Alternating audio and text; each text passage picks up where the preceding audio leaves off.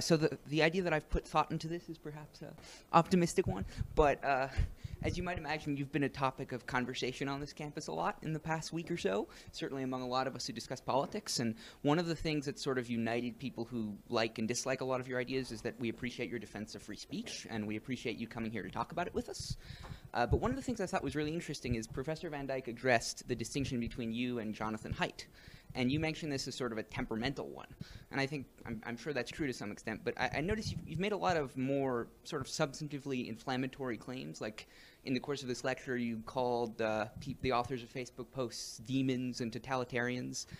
In past events, you've called them things like neo-Marxists, cultural Marxists. You've called them, I believe, a fifth column that is committing treason against the West. And it seems to me this is more than temperamental. This is a substantive difference. And it's a substantive difference, yes. And another thing you've done is that, unlike Haidt, you have a more sort of comprehensive political program. You've talked a lot in defense of traditional hierarchies, both of gender, of class, so on, though emphatically not of race. And so it seems that... I haven't talked about defense of traditional hierarchies in terms of gender and class. That's not true. Well, you've talked about hierarchies in society. You've talked about... Yeah, that's true. I have done that. But I haven't justified them on the basis of gender and class. Whatever the two categories. You talk not about, okay. That's an important distinction. Okay, but you defend hierarchies in society in a way that... You talk a lot about the Pareto distribution, yes? That doesn't mean I defend it. Well, okay. Okay. Yes. Well, I mean, I think you talk Observing that something exists is not the same as defending it. How in the world... Well, people attack it, right? What's that? And you don't. People attack it. Attack inherently, attack the hierarchies of society as inherently unjust, right? Well, they're unjust, but they're also useful. Okay, so you say they're useful. Some well, people would disagree look at with it that this way. proposition. Okay, look at it this way.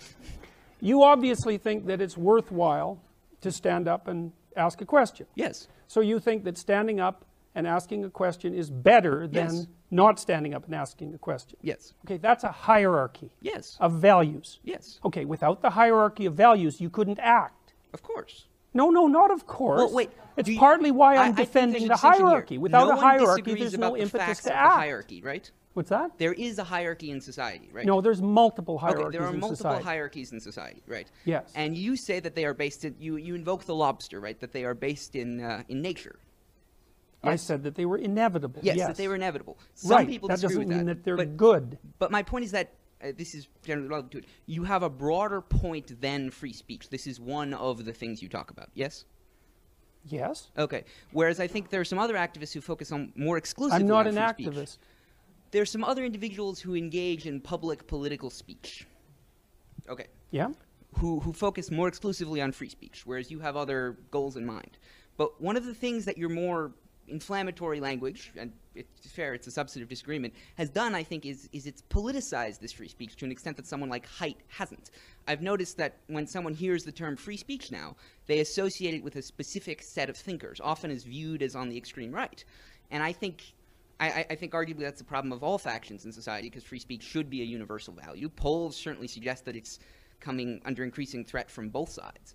But I suppose the heart of my question, in addition to, of course, these other observations, is that do you believe free speech is your primary end, or do you believe these other points you're making are important? Because I've heard you a bunch of times defend free speech sort of contextually, like you've complained about some of the laws in Canada that you dislike, that they institutionalize false facts into the law. But it seems to me that an absolutist defense of free speech makes no preference as to true or false. The point is that something, you are being forced to say something. It would be as bad as if you were forced to say something that is true, because the point of free speech is that you can say whatever you want, right? No, the point of free speech is so that you can think your way through life without running like headlong into a brick wall. But being told to think position A versus position B is just as bad, right? Even if one is true and the other is not. Okay, well, there was a bunch of questions. Yes. Good job, by the way. Well, actually, wait, can I just ask one additional addendum?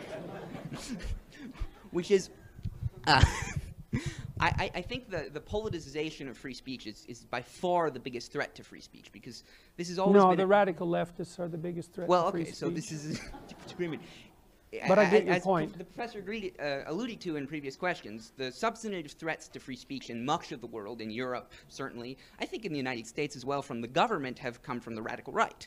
And I think it's fair to say that on the specific narrow subset of certain departments on liberal arts colleges, it's fair to say a threat comes from the left, though its scope is in dispute. But my question is, do you think that the way you talk about free speech, the way you link it to specific issues, the way you use inflammatory language, and the way you seem to make it, you seem to defend a specific set of free speech. There are certainly plenty of instances of free speech attacked on the other side that you don't mention as much. Do you think you risk politicizing this? Because it seems to me yes. that, okay, and do you not think that's a far greater threat? Because, for example, the NRA, well, sorry, the NRA is a group in the United States that defends guns rights, right? Okay, hold it. Hold it. We need a question. Yes. Okay. I mean, like I said, you're doing fine, but it's just too much. Like, I can't keep it straight. Do you think that your behavior risks politicizing it, and do you think that politicization is justified? I think my behavior risks politicizing it, yes. I would rather it not be politicized, and I'm doing what I can to manage that risk. However, it's become political in my country because the government implemented compelled speech legislation. So I wasn't complaining about that before it became political. Now, there is a time, even when you're detached in some sense from the political realm, that you can't be detached anymore.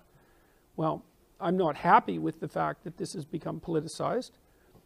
You could say that I haven't done a stellar job in ensuring in every possible manner that this has remained neutrally apolitical. Probably true. You know, but I'm not particularly unhappy with the way things have gone so far. So, and I'm not happy with the radical left. And so, if they're irritated at me, so much the better, as far as I'm concerned. So, have I conducted myself perfectly? It's like, undoubtedly no. So, I've got more than my fair share of faults, and a temper is one of them. But I'm muddling through. So now I know there's much more to say, but I have some questions from the audience, so I'd like to read those, and I'll try again just to divide up the time in the questions, hopefully as fairly as possible. Professor Peterson, let's start with you. So this question says, you present your issue with Bill C-16 to be that the infringement of freedom of expression regarding gender pronouns is a problem. Do you hold the same stance with other discriminatory language in the Human Rights Code, such as being able to use racist terms with regard to students? And if you believe that one of these things is a violation but not the other one, why? I'm not sure I read that out all that well, but you get the idea. Okay, well, so one thing I would like to point out before I answer that, just so you all notice, is that I have in fact been denounced today. And what I am saying has in fact been described as hate propaganda. So one thing I'd like to suggest to you, every single person in the audience, you're next. So keep it in mind. All right, so with regards to the question, well, first of all, I don't think that these issues are the same. I don't think they're the same at all. I mean, I've been thinking about the pronoun thing, you know, because one of the things that people, it put me back on my heels for a while, because the claim was basically, well, it's something like, why doesn't the mean professor just play nice and respect people by using their pronouns? And it took me like 3 weeks to unpack that, because who gets questioned about pronoun use? I don't know why the hell I use the pronouns I use. I use them because they're part of the language. I use he and she because that's what everyone uses. And so then I had to think about, well, why do we in fact use pronouns? And we use them in part for the same reason that we use other categories, and that's to simplify the world for functional purposes, roughly speaking. But then I was thinking, well, is the use of he and she a mark of respect? And the answer to that is, well, no, it's not a mark of respect. It can't be a mark of respect.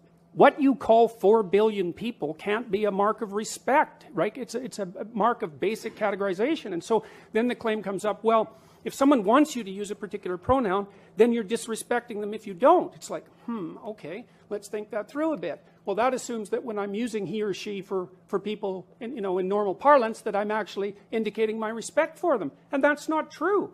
It's like if I don't know you, I classify you generically, and basically I classify you in terms of how you present yourself publicly. I suppose that's your gender expression.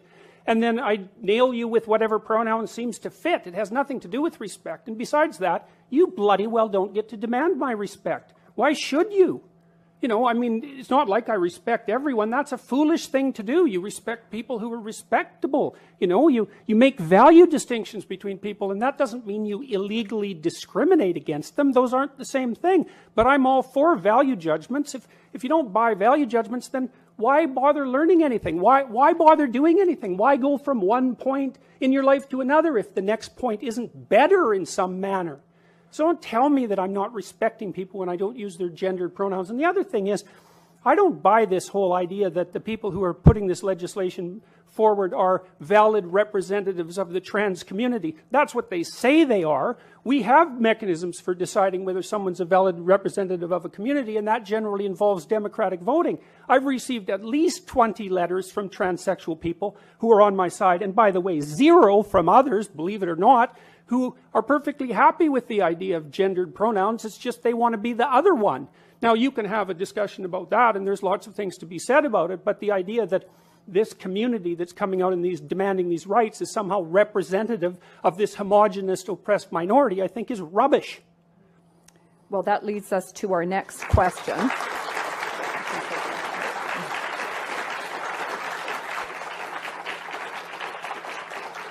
And for this question, I'm going to ask both Professor Kosman and Professor Bryson to comment on it. So one of the objectives of the transgender and queer rights movement is to enter into public conscience in a way. And this person asks, this can only occur through public conversation.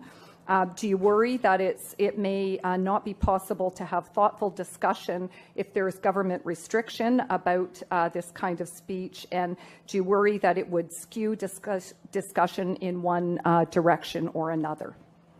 So perhaps Professor Kosman first, and then Professor Bryson.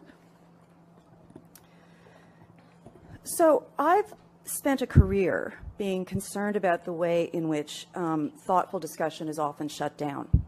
And I've been concerned about it on the right, I've been concerned about it on the left, and I've been concerned about it in the mushy middle.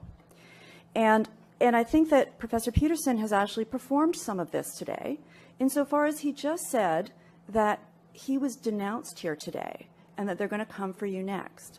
So the thing is about speech is that everybody gets it. And you say something and you then get criticized. So Professor Peterson hasn't been denounced, some might want to, but he has been severely criticized. And that is actually what speech does. That is what speech does. I think that there is an important way to have public discussions around a whole range of issues.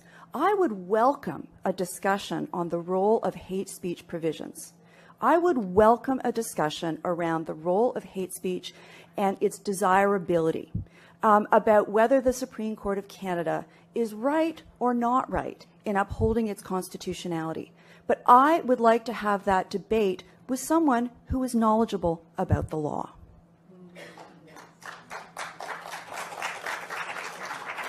Thank you. And Professor Bryson. One of the big questions that I had to deal with in considering whether or not to accept the very generous offer, invitation of the University of Toronto to come here today would be the impact of this event on trans and gender non-binary people, specifically at the University of Toronto and much more generally. And so, whereas I would say that I recognize practices of peer review, and practices of peer review are not denouncement. Practices of peer review are practices that we utilize to make assessments about knowledge claims, whereas I would fully appreciate being able to enter into a discussion about gender and gender identity and issues around trans culture as a means of practicing peer review. I think the difficulty that we've had, and we've managed to reproduce this difficulty here today, characterized just now by Dr. Peterson as simplifying the world for functional purposes. Simplifying the world for functional purposes is not what I recognize to be academic practice. This is not how we relate to knowledge.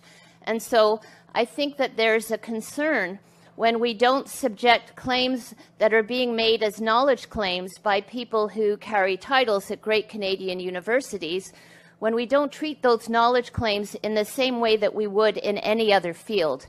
And when they're knowledge claims made about members of minority groups, embattled, vulnerable, marginalized members of minority groups, then I think that we all need